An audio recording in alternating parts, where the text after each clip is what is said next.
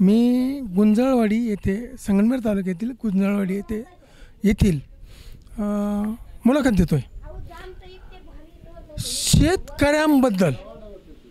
शेतकऱ्यांबद्दल जर ह्या मोदी सरकारने कोणतीही कारवाई केली नाही, कोणती कारवाई म्हणजे असं शेतीमालाला भाव नाही हां, आणि जर भाव वाढत असेल तर आयात करणे, निर्यात बंदी करणे हे मोदी सरकारने केलं हां.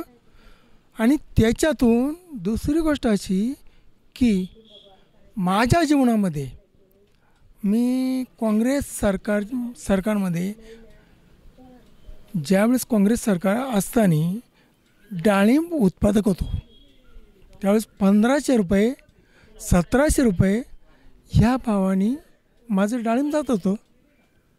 आणि ज्यावेळेस 2015मध्ये मोदी सरकार आलं त्यावेळेसही डाळिंब होतं.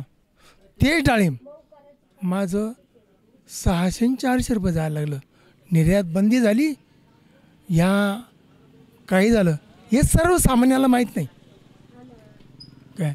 आणि त्याच्यातून आम्ही सर्वसामान्य शेतकरी इकडं शेतीमालाचे भाव घसरले, कीटकनाशकं वाढले, परत खताचे आज मार्केट काय आहे. काँग्रेस सरकारच्या काळामध्ये 1200 रुपये जी गोण 10-26ची होती ती आता काय झाली, DAPची गोण काय झाली.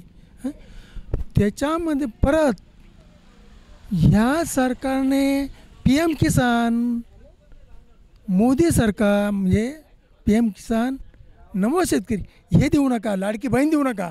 लाडकी बहीण दिल्यामुळं हे जे भिकारचोट आहेत ज्यांना काम करण्याची प्रवृत्ती नाही त्यांना याचा फायदा का, शेतकरी वंचित झाला.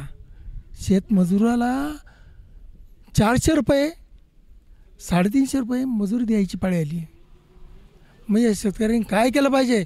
आणि त्याच्यामध्ये या मोदी सरकारने एवढं केलं का शेतकऱ्याचं सगळं काही भांडवल जप्त केलं सगळं झाले. मग याच्या पलीकडं काय केलं पाहिजे, शेतकऱ्यांनी काय केलं पाहिजे. अहो बाळासाहेब असेल इकडं तिकडं वरती, आता आमच्या पिचड साहेबांना तर भेटण्याची अनुमती घ्यायला कमीत कमी 8-10 दिवस लागत असतील. पण त्याच्यानंतर ज्यावेळेस आमचे हे आले लामटे साहेब आले, अहो खुल्ला सर्वसामान्य लहान पोरगं जरी असेल तरी त्याच्याशी मुलाखत करण्याची त्यांची प्रवृत्ती. आणि पण एक आहे, आमचे किरण लामटे साहेबसुद्धा त्या सरकारमध्ये जमा आहे. तेव्हा आता काय केलं पाहिजे हे आम्हाला सर्वसामान्य माणसांना सुद्धा समजाना, तरी देखील आम्ही किरण लामटे साहेबांच्या पाठीमागे आहे. आणि दुसरी गोष्ट अशी का मोदी सरकारने जर शेतकऱ्याची बाजू जर अशी सक्षम ठेवली असती तर शेतकरी आज त्यांच्या पाठीमागं आवर्जून उभा असता. पण एक आहे, शेतकरी आज जरी विरोधी पक्षात सामील असेल पण UM घोटाळे बाकीच्या काही गोष्टी या सर्वसामान्याला समजत नाही आहे. फक्त